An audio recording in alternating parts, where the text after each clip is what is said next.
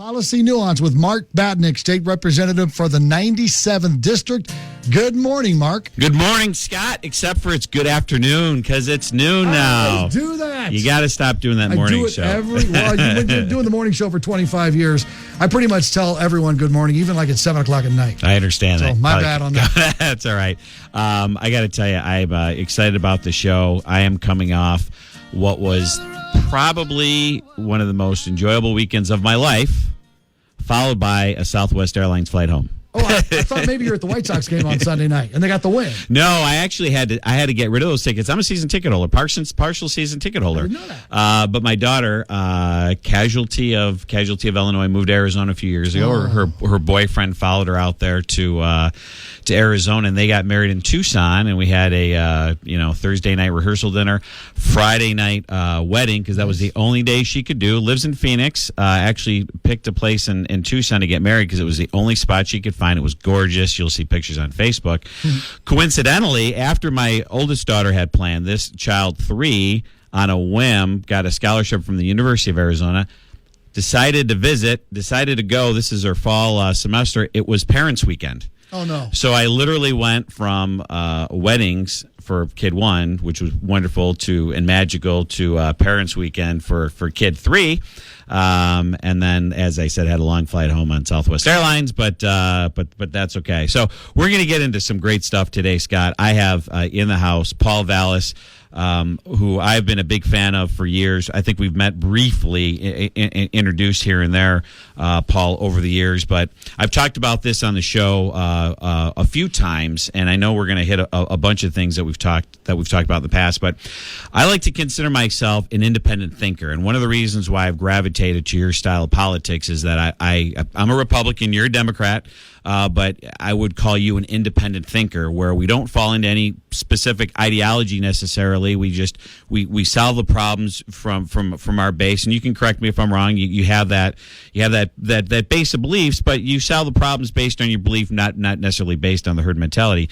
And something that we're really going to get into today that we've touched upon in previous episodes is the crime problem. And we had in my area, in my neighborhood here in Plainfield, in my district, the 97th district, we had some break-ins and a car stolen about 2 weeks ago.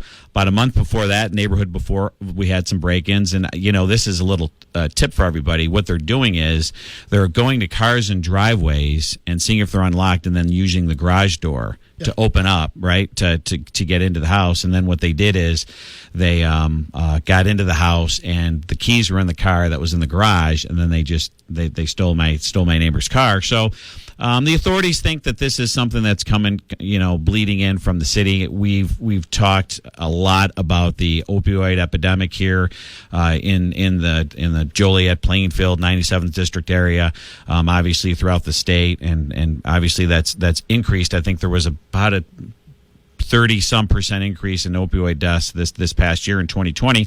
So in any event, Paul, I'm gonna hand the mic over to you. You've really been you've really been a leader on some of these crime issues and talking about how COVID relates to all this stuff. So why don't you tell us what you've been up to, and then let's get into the topic of crime, schools, COVID, and all that stuff. So let's start with what you've been up to these last few days, months, and weeks. Okay. Well, on a professional note, we're opening up our 12th Military and First Responders Academy. We've opened up in Chicago, Philadelphia, New Orleans, and Connecticut. We open these high schools. They're 5-day-a-week ROTC with first responder electives. The whole idea is to create a vehicle so that the next generation of police and firefighters and EMTs and nurses and the aviators or individuals who are involved in avionics can, in effect, emerge from the neighborhoods. And the first one that I opened in 1997 was at the historic Brownsville site. And those academies,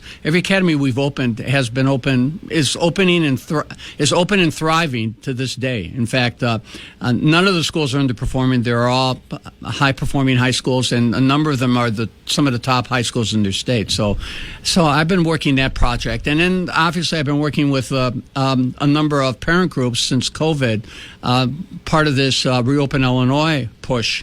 As you know, they've created this Illinois Parents Union IllinoisPolicy.com. They're very involved in that. The whole idea is to really mobilize parents so that they can serve as a counterbalance to the union domination of these school districts, because the unions literally forced schools in Illinois, most schools in Illinois, to remain either fully closed or partially closed in clear defiance of the science, with devastating consequences. You want to talk about the huge increase in violent crime. I did an op-ed piece. I've been doing a series of op-ed pieces that have been appearing in a number of publications. I also do a post on my personal Facebook that has begun to generate a nice following, and I post on education, public safety, finance, economics, number of things. But I've done a series of posts talking about basically saying COVID is killing kids, but it's not COVID. It's our response to COVID. And I linked the closing of schools in Chicago, where literally school campuses were closed for 12 consecutive months, with a part of the reason that there's been an upsurge in crime. And if you look at not only crime committed against children, but crime committed by children, I mean, the numbers are staggering. For example, in Chicago, only, and I shouldn't say only because the loss of any child is a tragedy, but during COVID, 6 children in Chicago, ages 18 years and younger, have died from COVID. I believe they all had pre-existing conditions, serious. Yeah, let me jump right there on that particular point. I don't know if you saw, there was a Johns Hopkins study. Now, it was done over the summer, was done in June. It was before the Delta variant kind of jumped up, and I don't know if you've seen it at all, but the study was able to get a hold of, I believe, 50% of the adolescent deaths under the age of 18, and 100% of them had a comorbidity. Mm-hmm. So you're kind of seeing the same thing. And I don't know if there was a charter school recently, based on their memorandum of understanding. I talked about this on the show before, because there were 3 students that had COVID. They closed their school for 14 days. Now, my contention is that I don't know if you're aware of that. It's linked on my Facebook. I have some Facebook fans too there, but maybe not as many as you do. I don't know, probably as many. But I put it on my Facebook page, the particular school. Maybe Debbie can look up that post to grab the name of the school that it was. But they closed for 14 days because of 3 cases. Mm-hmm. My contention is they're more dangerous being on the streets for those 14 days than from COVID. And to be clear to the audience out there, this isn't a situation. I mean, I'm vaccinated. I did my last week's show. I let the data. This is the independent thinker in me, and I don't know how much you've looked at this. My last show, I had a doctor on, an OBGYN, that talked about how important it is for pregnant women to be vaccinated, because I've been saying you don't treat a 7-year-old like a 70-year-old. Right. Well, apparently you don't treat a pregnant woman the same as you would somebody who isn't pregnant. And I happened to be on the plane next to a nurse who had just been on her previous flight, sitting next to a OBGYN. We had a long conversation. She's very pro-vaccine for adults. This particular individual was very much anti-vaccine for the kids. And she talked about the number of the OBGYN talked about she had 3 or 4 stillbirths, which she really rarely see those from pregnant women who caught COVID. So the point I'm trying to make here is because we're starting a discussion about the importance of schools, and I want you to continue on. Uh-huh. But I don't want the audience to think, at least from this side of the radio show, that I'm anti-vaccine or think COVID is. This has nothing to do with being anti-vaccine or anti. Look, I got COVID. My boys got COVID. They're first responders. One's a firefighter, Chicago firefighter. You got to thank them for that. Yeah, the other one's San Antonio TAC officer, police officer. My wife works at TSA, so she's a former police officer. So we all got COVID and we all got vaccinated. So I wear a mask, if for no other reason than to make other people feel comfortable. But the bottom line here is this: these are the facts. Closing schools has had a disastrous impact. I mean, states across the nation are now changing the way they test, and now they're trying to get beyond test scores. At the end of the day, because they know the damage that has been done. The archdiocese schools that were open all year last year exceeded their projections. They actually showed improvement over the previous years. They actually did better during the COVID period because their schools were open, in contrast to the Chicago public schools. God knows how they're performing. 75% of the kids before COVID were not meeting standards. But the point here is in Chicago, there have been 20 times the number of kids murdered than have died from COVID, period. I think the count is now approaching.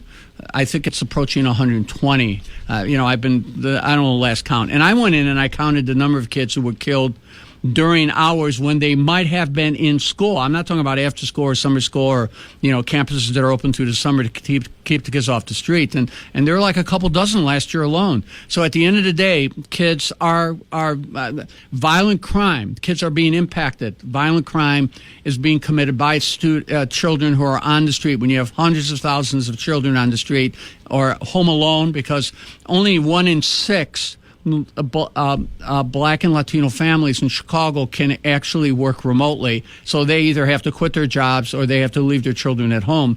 I mean, it has a devastating consequence. But on the flip side, the huge percentage of serious crimes being committed by school-age youth, 17 years and younger, 8% of the arrests for murder are teenagers. Wow. 9% of the arrests for shootings are teenagers. 49% of the arrests for carjackings are teenagers. I think it's like 32% for aggravated assault. So we not only have out-of-school kids being the victims of crime, but we have out-of-school kids who are committing serious crimes. So we've created a whole new generation of criminals because of the fact that the schools have been closed, despite the fact that the school district in Chicago, for example, is, $99.3 billion budget. They're literally spending the equivalent of $28,000 a kid for a school district that has been closed. The school budget during COVID has grown by $1.7 billion the last 2 years. $1.7 billion for a school district that was closed for literally 12 months, and even now has opened with all sorts of missteps. So do not underestimate the degree to which our own policies have created these conditions. I say that the communities that have been impacted the most and hurt the most by not COVID, but our COVID mitigations, by our governmental actions, have been the poorest communities. Oh, yes. What industries have been impacted the most? The service industry, the hospitality industry, small businesses. Who do they employ? At least in Chicago, overwhelmingly, Black and Latinos. They've been impacted the most. Which group is most reluctant to get vaccinated? Whose kids have suffered the most? So these policies the governmental policies have traumatized the very communities that are fighting for greater equity, so to speak. So all these policies have done has been to make conditions far worse. So we can't let the schools, or for that matter the teachers unions, off the hook for being complicit in the advancing of policies that have been detrimental to the community. And we're going to be living with the legacy of COVID. This is the COVID generation. We're going to be living with the consequences of this for decades to come. So I want to get back to schools. I'm going to get off on a quick tangent here real quick because it deals with this. There's obviously, I think it's safe to say that your access to quality education certainly affects your income level. Right? You probably would agree with me on that one. Yes, of course. So are you aware of the life expectancy gap between the highest and lowest income groups in the United States? I'm going to see if there's a stat I could challenge Paul Vallas on that he may or may not seen before. There is a 10-year life expectancy difference for women and a 15-year life expectancy difference for men between the highest and lowest income groups. So when we talk about COVID and our saving lives, we have to look beyond saving lives the next month, 2 months, 3 months. Right. You need to look at what you just talked about, the lower income groups that are being affected by this the most. And there's a whole nother radio show I want to do on how inflation is making the rich richer and making the poor poorer, right? That's a whole nother topic that we can talk about. But there are people whose lives are going to be shortened, maybe not now, maybe not 10 years from now, maybe 20 or 30 years from now, because they're stuck in this income gap because they haven't had access to that education that, like you said, the private schools remained open. And I've talked about this on my show. Middle-class family, I have a little bit of school choice because I can afford to move. I have 5 kids. One of my kids did pretty well remotely. Another one struggled a little bit. I can afford a tutor. We're a 2 household. My wife's a special ed teacher, right? I have my education degree. It's a little bit easier for me. You have school choice. Right. It's a little bit easier for me to help my child do better if they're struggling a little bit. Not everybody. These lower income groups don't have that, and you're seeing that income gap exacerbate, which leads me back to schools, because that's what's really going to help lower the income gap, right, is giving everybody opportunity. I like to play a game on here called What Would I Do If I Was Governor? Or maybe we can switch it to What Would You Do, or Mayor or Governor, however you want to put it. But what do you do about Chicago public schools? I've heard a lot of ideas. I heard the panacea might be an elected school board, which I'm not sure that's the case. Yeah. One idea I've heard thrown about is that maybe CPS would do better if they were broken up into sub-school districts, right? Because it's just too big. I always like to brag about the Plainfield School District down in Springfield, because we spend about $10,500 per student. Right. So let me tell you what you do, and I posted on this too. I've done a post, 2 posts. One is basically saying there is institutional racism in America. It's union-dominated public education, because in Chicago, your zip code determines your child's educational fate. Because if you're low income, you're literally limited. Because in Chicago, there is no support for parochial or private schools. And of course, the unions have forced the district to cap their charter schools. So there's no choice. You're stuck. And it was a charter school that was closed, by the way. I don't know if you found that article yet. I'll try and find it on. It was a charter school that was closed for 2 weeks. But go ahead. But there is. So clearly, there's no choice. So you're stuck. Your point about income determining the quality of your education, absolutely true. And here's one for you: 40% of the members of the Chicago Teachers Union, a study that was done, it came out in Forbes. It was a number of years ago, so it's a bit dated. But 40% didn't even send their kids to the Chicago public schools. In fact, the percentage of teachers who send their kids to private and parochial schools in Chicago is twice the national average. So, if you believe in the district that much, why don't you send your kids to the schools? So at the end of the day, clearly there is no there is no school choice, and for poor families, or few choices, unless you can get into the select enrollment magnet schools, and that's like winning the lottery.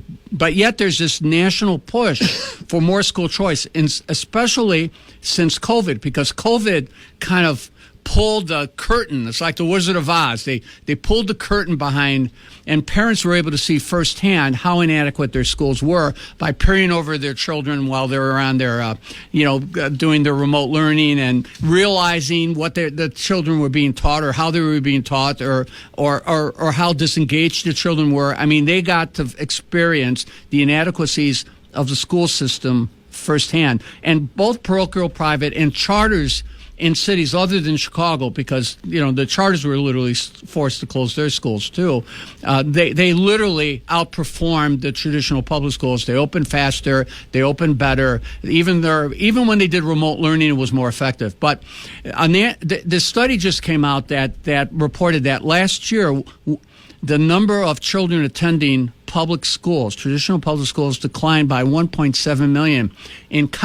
By contrast, the number of students attending charter schools, and charter schools only educate about 6% of the national population, it grew by 274,000, or 7%. And you had similar gains in parochial and private schools. The Archdiocese in Chicago, 8% increase in enrollment this year. Chicago Public Schools lost another 15,000 kids. That's 30,000 kids lost in 2 years. Incidentally, 30,000 kids lost. How many kids total at now the Chicago 327,000. So they lost almost 10%, right? They- so 9%.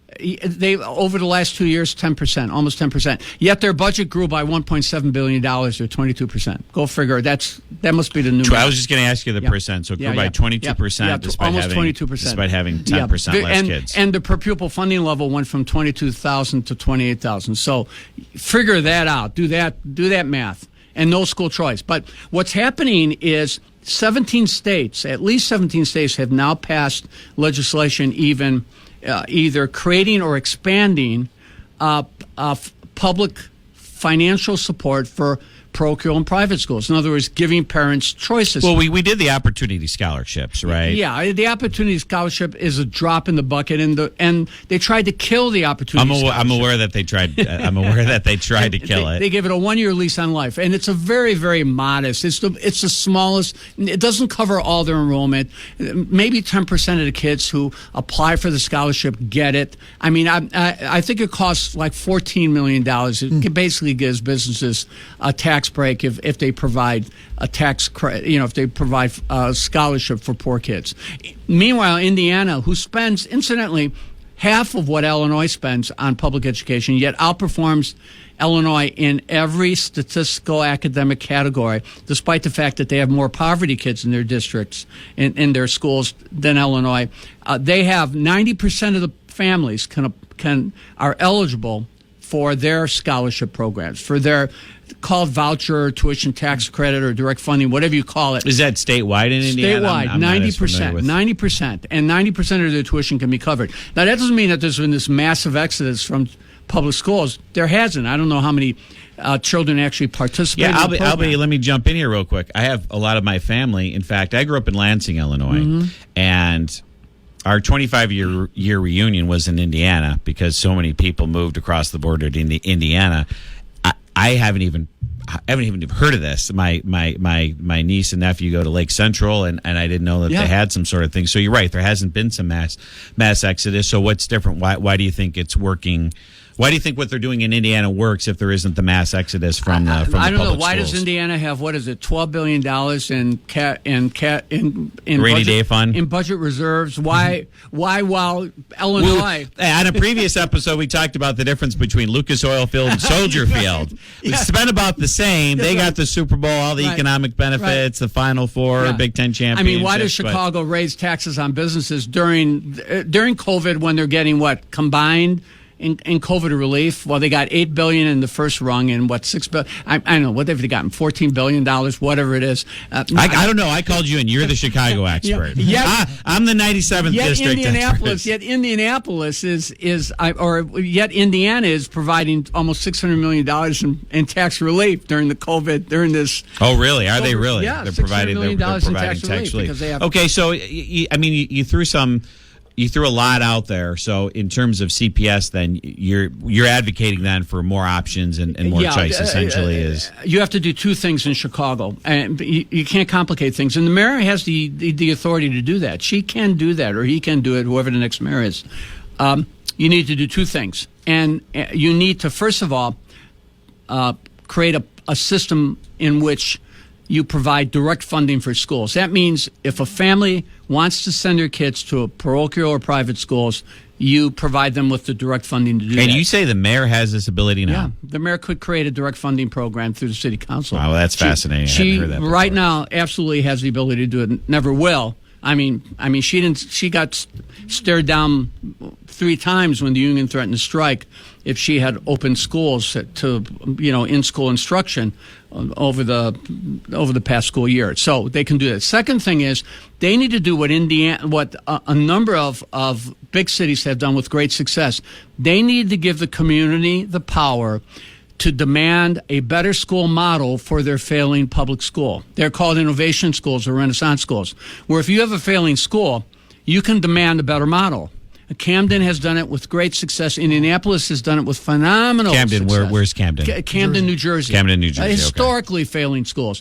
Denver, other cities have done it to great extent. So what you're able to do is if you have a failing school, that locally elected school council can say, we want a better model. Well, but that gets back to there is no locally elected school council. In Chicago, there is. Every single school has every single school. Okay. But they don't give them any authority. Okay, I was thinking anything. board. I see what you're saying. Cosmetic. Right. So when they gotcha. say we want an elected school board, the union just wants to be able to dominate that board so that they can have complete their stranglehold over the district. And So yeah, I'll let you take a breath here for a question. Take Okay. a sip of that coffee Sorry as I about ask that. this question. No, that's I got fine. one story Yeah. to tell too. Okay, I just want what % of the schools of Chicago are considered failing? Do you have an idea of that number? Well, the state standards have been so bifurcated, whatever. I think it's like 70. I read something online the other day. How about by Paul Vallas' standards? No, what percent of Mark failing? Rosenthal basically did. How do you have a district where, at least on paper, they say 3/4 of the schools are meeting standard, but yet 75% of the kids are failing? So when you go to the state report card, it tells you that only 25% of the kids are meeting the standard on the state exam, which and only 25% of the kids are meeting the standard on like the SAT. And incidentally, the state standard considered minimum standard for the SAT is it's an extremely low standard. What's your graduation rate in the Chicago? I'm not sure. They claim that it's in the 80s, but this is also a district that's lost 100,000 students in the last 20 years. So I get really suspicious of graduation rates, particularly when you're graduating kids and only 25% of the kids are meeting standards and only 25% of the kids are meeting the what we would call college entrance standards being. So in essence, we at least need to come up with what is a fair standard for a passing school and acceptable, and then do something. And we're not doing that. That's definitely, it's open-minded, interesting, especially coming from a Democrat. I want to get into that more.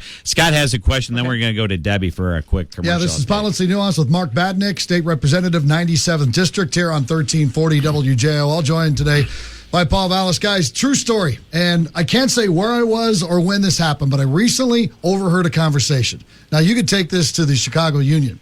So I was listening to two women talk, and one woman was talking about her husband. They live here in Will County. He worked as a Chicago public school teacher for 32 years. And they used to live in the city. So they moved out here, and the last 4 years he had to commute.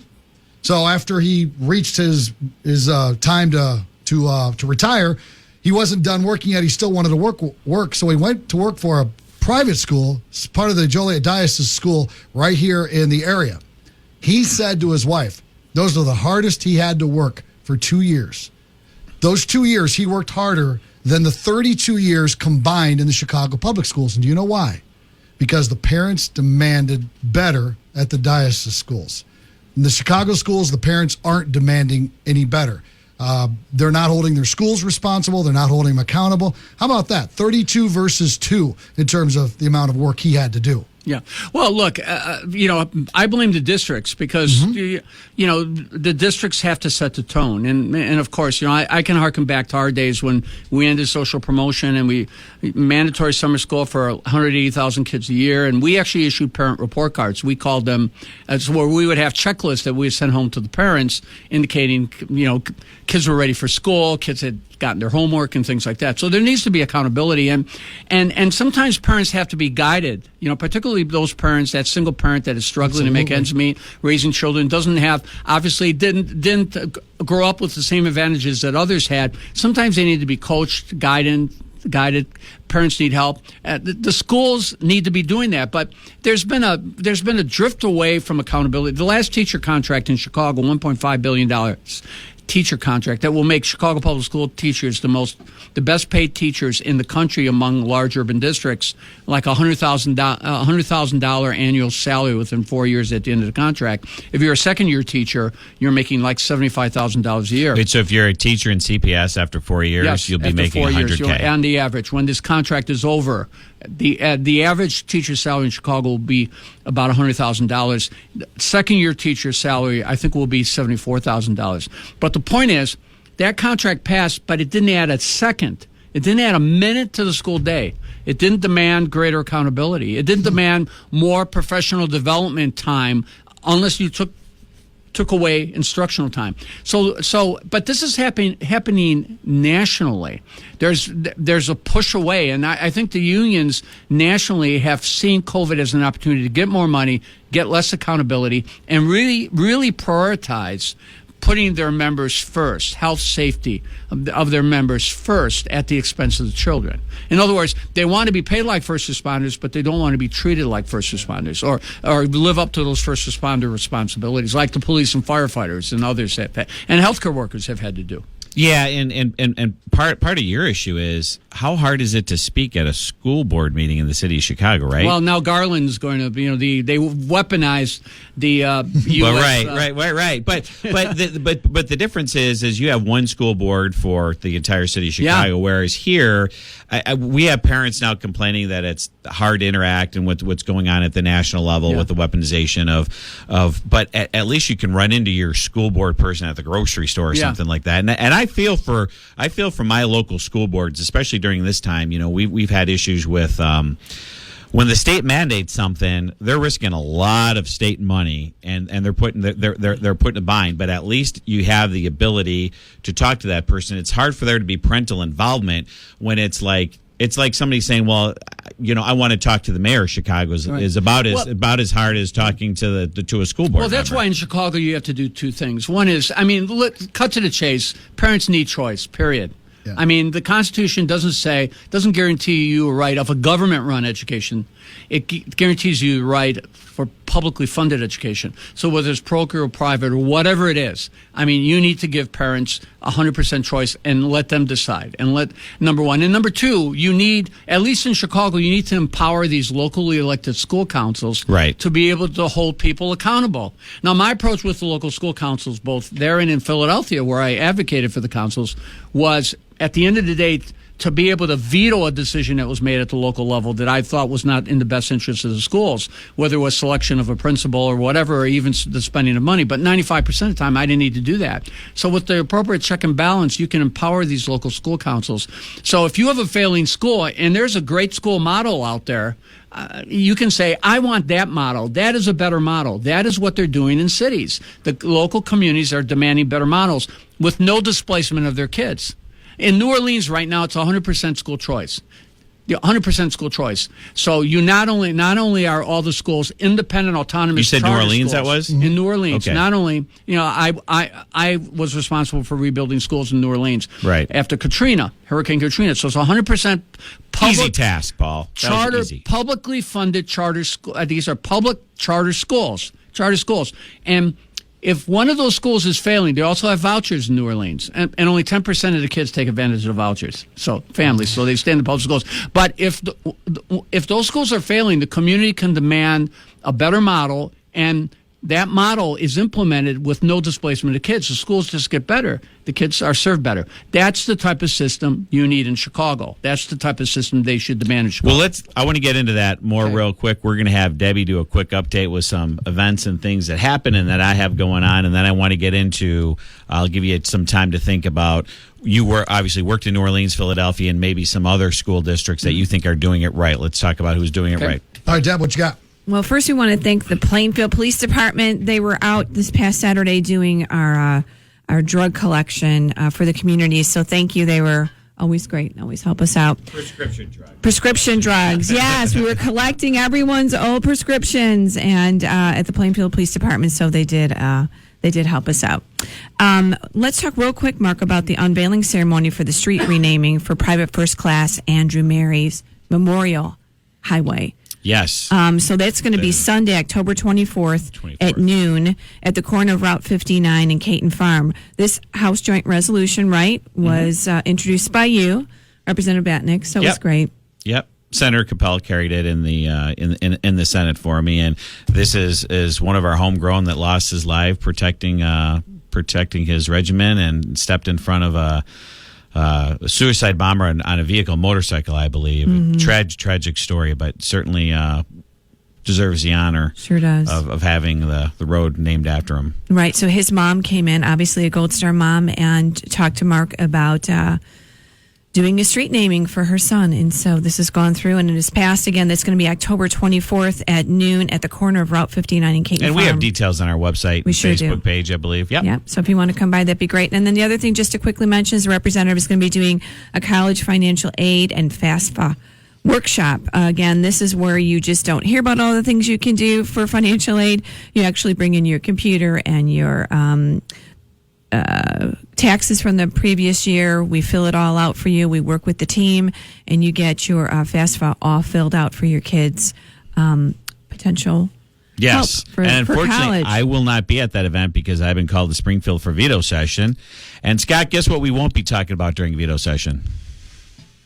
God, there's a number of things. We won't be talking about COVID and the General Assembly's No. involvement in COVID mitigations again. No vote, no input, no nothing. No vote, no input, no It's like nothing. it never happened. So we're gonna transition into. I'll be interested to hear, Paul, your thoughts on things at the state level as well. But let's continue the conversation about the urban school districts, the larger school districts. Who does it right? Right. You know, there's obviously you've been involved, which is awesome. I mean, I've talked on the show about a trip I took to the Georgia State Capitol and some different things that they did differently that I wish we would do.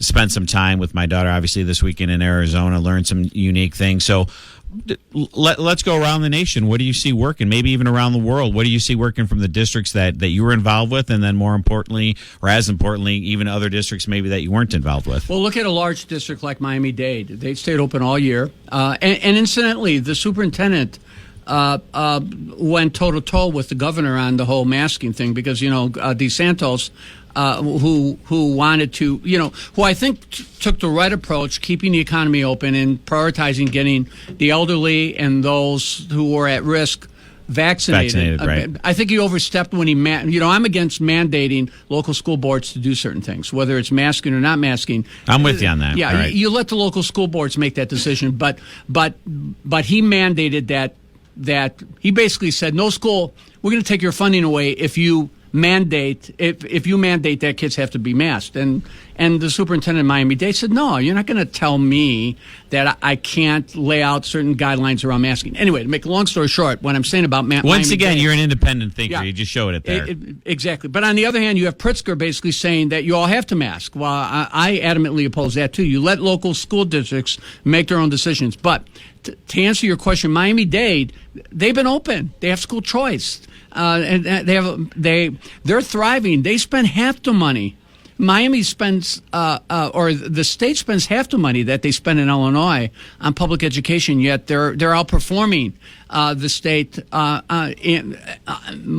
in most, if not every, indicator. The same thing with Indianapolis. Tremendous success in the Indianapolis schools. They not only have charter schools, but they have these innovation schools where the community, if there's a failing school, can demand a new model. Those schools are phenomenally successful. The same thing with Denver. So I think there are clearly states that are incidentally doing significantly better than Illinois, large districts doing significantly better than Chicago, yet spending, half the money or maybe a little more than half the money that they're spending here. Do you know that Illinois spends between 24 and 50% more per pupil than the surrounding states? And Chicago spends $2,000 more per pupil than the state average, yet we're being outperformed. And right. so there are models out there, and if you want to Google the research, there's an organization called the Progressive Policy Institute. They were founded in the 90s. These are the real progressives, the original progressives, advocates for charter schools, advocates for school choice, etc. And they've done a lot of research on. They've studied this issue of innovation schools and school choice, and that research is well worth pulling if you really want to see the empirical data that supports those type of approaches to school reform. Yeah, send me that info. I'll get a post on my Facebook page. Yes. So when we post the podcast of this, I like to kind of hit all the articles that we talked about. So I'd like to see that. You can also go to repbatinick.com for a lot of the information that we're gonna that we've been talking about on the show, and obviously information on the event that we have coming up on October 24th for private first class Andrew Mary. It was Zazumbo School in Archer Heights. I don't know if you're familiar with that. Was the one that closed for 14 days because of the three COVID outbreaks. Right. The outbreak. Right. The outbreak. Yeah. So. The state level, I mean, my biggest frustration at the state level is just the General Assembly has been X'd out, right? We just have not been involved very much, almost basically at all. And one of the things that I've said is that you would get better community buy-in if you had more. We're supposed to represent, the state representatives are closer to the people. We have the ability to talk about their issues. And one of the things that we talked offline about was there's an epidemiologist that makes a recommendation. But he is not an expert on drug addiction. He's not an expert on violence. He's not an expert on social emotional issues. He's not an expert on special ed, right? This is why you have public hearings to talk about all the issues, whether it be masks or vaccines or closing schools or keeping them open, because it's not just the epidemiologist. That's one part of the science, and we've talked about it before. CDC, everybody's being masked. World Health Organization, 12 and under, they really don't recommend masking for 12 and under. So there's a reason to ferret all this stuff out at the state level. We'll switch from what would you do as head of Chicago Public Schools or as mayor, and switch to kind of would you be governor? Which I'm going to take this opportunity. You were almost governor. You were 2 points away from beating Rod Blagojevich in a primary, and Thanks for Roland Burris. Yeah, I lay awake at night wondering where the state would be had you won that primary, because the Democrats were likely to win the general election that year. Obviously, Rod Blagojevich did go on to win the general election, so you were almost governor of the state. So with this from the state level, your governor, whether it be the violence, which we're going to close. This is really important in our district. I know we're talking a lot about Chicago, but the suburbs don't do well if there isn't Chicago. Right. They're the economic engine for the state. They have to be part of the state. And when there's a social cost, we're subsidizing at the state level those public schools. Right. A lot of our tax dollars go to the Chicago public schools. The crime issues, the welfare costs, all that stuff is really important. So let's roll it up the chain from kind of the Chicago level to the state level. What would you do with the General Assembly? How would you get me involved if you were in your, I don't know, it'd be about your fifth term right now, had you won that election or something like that? Well, I joked that since 4 of the last 6 now, of course, 7 governors have gone to jail. I sometimes, when some people ask me, well, where would you be today if you had won the election? I don't know. Given an Illinois history, probably in jail. Just joking. All right, but so it's kind of funny. But look, I think both Pritzker and Lightfoot in Chicago have overstepped their bounds. COVID has given them the ability to make unilateral decisions with very little input, and to appear to be like it's given them an opportunity to exhibit leadership characteristics. Sure. Because it's like one note. So they're making unilateral decisions. It makes it easy to govern. And everything's become COVID. I mean, when Biden had that difficult press conference trying to explain the fiasco in Afghanistan with the exit, he turned the subject to COVID. So it's become like the go-to thing. You know what I mean? So it gives them the ability to make these unilateral decisions with very little input, and and appear to be acting in a decisive manner, exhibiting real leadership. And I think that's the problem. I don't think these individuals have a lot of ideas. They don't believe in inclusive government. They don't respect the legislative process. And let's face it, in Illinois, where you've got these maps which literally almost guarantee the Republicans, at least over the next 10 years, will remain not only the minority party, but will remain the super minority party, so to speak. I mean, there's really not much public discourse. So look, let me cite one example on schools. About the masking mandate. Pritzker comes out and he announces that. Is that my time? No, you're good. Pritzker and Governor Pritzker announces that now all the schools are going to have to mask.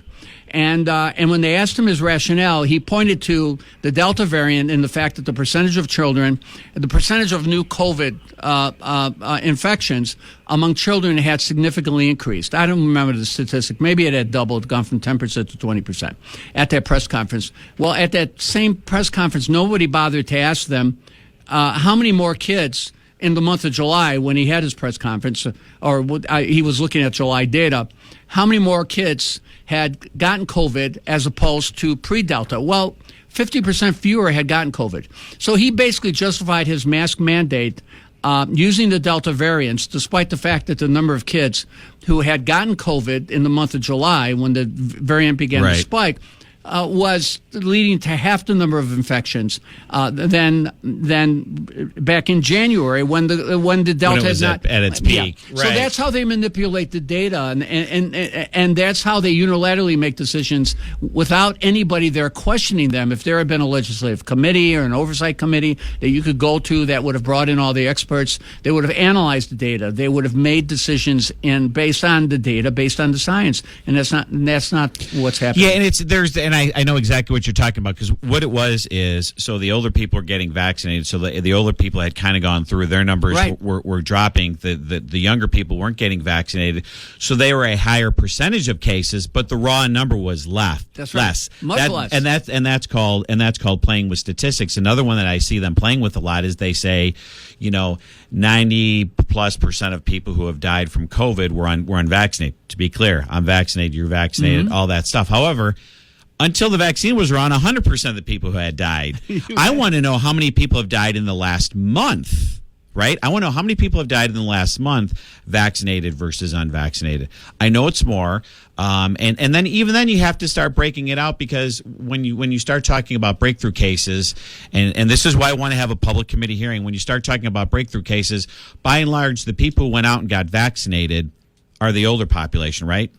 They're more at risk of it regardless, whether they get vaccinated or not. So there's all kinds of ways that you can manipulate this whole discussion to fit the viewpoint that you want. You have to step back to have that independent view and be like, okay, we need to normalize these statistics, like unvaccinated, healthy 70-year-old versus healthy, vaccinated, healthy 70-year-old who passed. What are those exactly? There's all kinds of ways that you can play with this data to normalize it.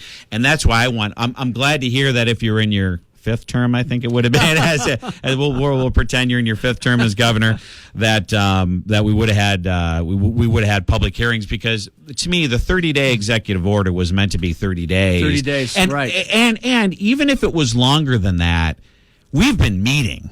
We've been in Springfield. We've been taking votes. We've been doing things. It's hard for me to justify a 30-day emergency order acting without the authority of the General Assembly when the General Assembly is in Springfield, and darn it, I'm going there next week. And I want to start holding hearings on all these things, because it's Nuance. The name of my show is Policy Nuance with State Representative Mark Batinick. I can't make anybody 100% happy because it's nuance, and I don't think there should be anybody that agrees 100% with everybody on everything. But we have to talk this stuff out. We have to get into the details of it. We have to get past the talking point, and we have to stop having this monolithic thinking that we have in the state of Illinois. It's infuriating. And I'll take a water break, and you can react to my little rant there. No reaction to that at all. I agree 100%. And the problem is when you don't have that type of dialogue, it allows information to be manipulated, and sometimes on the opposite side, the information is being manipulated too. So what happens is people become very cynical. People are reluctant. Look, I mean, why in the Black and Latino communities are those communities are most reluctant to get vaccinated? Is it because the vaccinations are not available, are not being made available to the community? There's this cynicism. There's this. Well, you talked about trust offline, right? There's an absolute. I mean, when Pritzker has a press conference and says that we got a mask because the percentage of kids getting infected has risen and it doesn't tell people that the actual number of kids is down, and maybe the percentage is rising because the kids are the ones who aren't vaccinated, and the virus migrates towards the unvaccinated population. That's manipulating the data. So what happens is people begin to doubt the system. They develop mistrust in government, and that's when you have the tragedies that we've been experiencing. A direct result of our policies, because we're not debating these policies. There's no transparency. There's no full disclosure, and that's why we're in the mess we're in. Yeah, and we definitely need to build trust at all levels of all levels of government. And you brought up gerrymandering, and that's what I'm going down to do the congressional maps. Oh my God! Good luck. We'll be gerrymandered and maybe a couple other things. Leonardo da Vinci's, a graphic art about the arterial system, with the arteries. Yep. Some of those districts look like. I did not think Leonardo da Vinci would be brought up during this show. They would have brought Leonardo in to draw the political maps. We're going to have to post that for proof that is the actual case. What you should do is you should get the picture, the illustrated man or whatever it is with Leonardo, and say, this is our new map maker. Our new map maker. So we probably have 3 minutes left or so. Right. And it's been just a wonderful, wonderful hour, mind opening in many ways. Anything else you want to hit? The last 3 minutes, I'll give you a little bit of time on the dance floor before we close it up. No, other than to say that, look, I think in Chicago, obviously, there's been a big debate on the dramatic increase in crime, the crime pandemic, so to speak. And you can have aggressive public safety, and you can have a progressive agenda. They're not interchangeable. In Chicago, for example, they actually spend total money that the city has, that the mayor has under her control. That's the schools, the CHA, the CTA, the city budget, etc. Spending on public safety constitutes 8% of that. They're spending 5 times as much money on a school system that is failing 75% of the kids than they spend on public safety. So it's not a choice. It's not a choice between basically public safety and having the type of agenda that can make the investments that are long needed and long overdue in the community. So this is nothing about politics. It's just a question of how you prioritize. So you can both make the investments that are needed in the community and at the same time also support your police and provide the police the resources that they need to be aggressive. And look, there's nothing more discriminatory than having poor communities that don't have beat integrity, that don't have cops working those beats. Nothing's more discriminatory than the poorest sections of the city not having enough detectives to, in effect, investigate these cases, or for that matter, not investing in the type of witness protection and victim protection programs that will make the community feel comfortable about coming forward and working with the police so that they can solve their crimes. Only 18% of the murders this year in Chicago have resulted in have been cleared, and of the 58 mass shootings in Chicago this year, that's 4 more people shot at a single setting. I believe they've only made 1 arrest. So at the end of the day, got a mass shooting, 1 arrest. We're talking about through August, 1 arrest. Incidentally, since I think 2019, 6 arrests. So at the end of the day, if you don't have the resources in the community, you're not going to get community cooperation. We didn't even get to Kim Fox with him either. We didn't. We might have to be back. That's for part 2. That's part 2. If there is a sequel. I really appreciate having you on. This is amazing. There was a lot of stuff we didn't get to. I might be talking to you offline and bringing stuff to the next show. Gentlemen, thank you very much. Thank you. Paul Vallas and Mark Batinick, State Representative, 97th District. You've been listening to Policy Nuance here on 1340 WJOL.